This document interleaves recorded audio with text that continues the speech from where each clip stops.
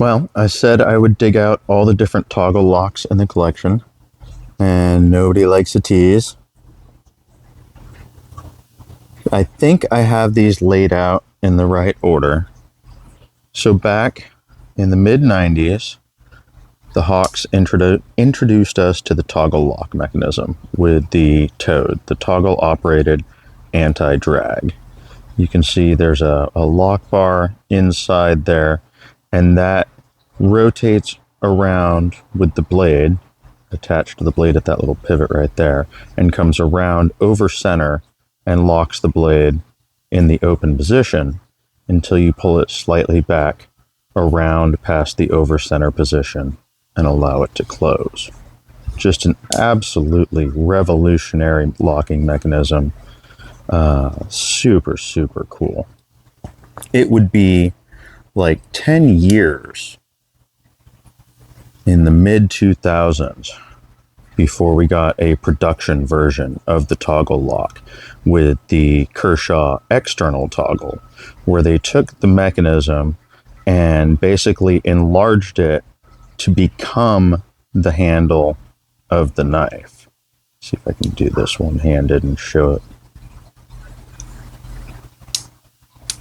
There we go.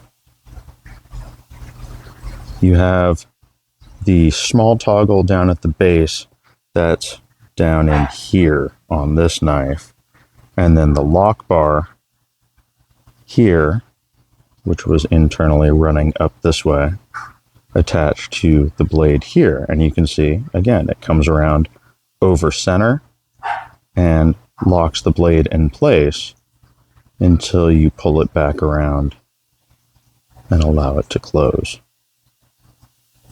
These were super, super fun. You've got an integrated carabiner clip there. You've got a safety here, which allows you to lock the blade in the closed position for safe carabiner carry. Really, really fun pieces. They made a bunch of these. They do pop up on the secondary market. I want to say somewhere in the 200 to 300, I guess, depending on the condition. Like I said, these came out in the mid 2000s, and then again, it would be almost a 10-year gap before we got any more production uses of the toggle lock. The Böker Griploc takes the toggle mechanism and turns it from a lock into more of a detent, like slip joint mechanism for the European market. Technically, when you're holding it, it is locked because your grip is keeping the lock bar from moving, hence the name, Griploc. Really, really fun pieces as well. Super, super fidgety. These also have a little safety right down here.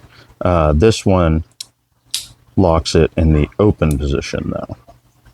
So you can actually lock the mechanism if you are so inclined. Right about the same time as the Böker coming out, Quartermaster came out with the General Lee. This was the first super limited 300 piece, supposedly USA made, but yeah. Anyways, if you're into the whole Quartermaster debacle, there's a ton of history on that to be Googled up. But it was another production implementation of the toggle lock mechanism, this time in a very like futuristic, funky, angular way. Really cool compound grind on these. These ones from the earlier 300 piece run don't come up very often. And for what they are, you're probably going to overpay for the collectability of it. Yeah, you're probably looking at $400 to $500 for one of these, but they are super fun knives. They're not particularly well built. They're aluminum handles. This one's kind of off center, but they are very fun. They did do a later full production version of the General Lee in titanium. They did a bunch of different finishes. They did a few different blade shapes. And these show up, again, pretty rarely on the secondary market, probably in the $300 to $500 range, depending on the condition. I did modify this one, and I shaved off that palm stabber right there to make it slightly more ergonomic. But to be fair, this thing's just one giant hotspot. But it is a really, really fun example of the mechanism. Definitely a cool piece for the collection. Interesting little piece of quartermaster knives history. So yeah, that is all the toggle lock models in the collection. I didn't pull the mammoth one out, or the ivory one out, to throw in the pile, just because it would have been a duplicate in the lineup. But I think I have all the production versions of the toggle lock. There's still some other custom versions that were done by the Hawks, like the Beetle and the Tangent and the Marfion collab, the Axios.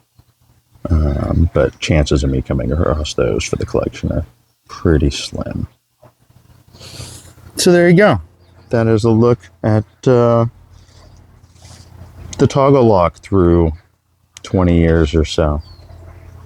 I hope you guys enjoyed that, and I will catch you guys tomorrow.